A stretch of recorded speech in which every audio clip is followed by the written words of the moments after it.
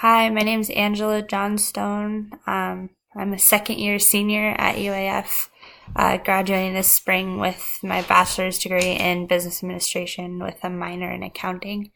Um, I guess what I hope to learn from this class is a little bit more about business continuity strategies, especially with all the natural disasters and things we've seen this year, like the fires in California and the hurricanes in Florida. I think that things like that keep happening and are happening a little bit more often.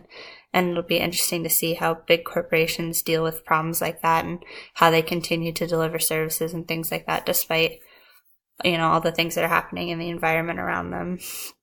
I was born and raised in Alaska.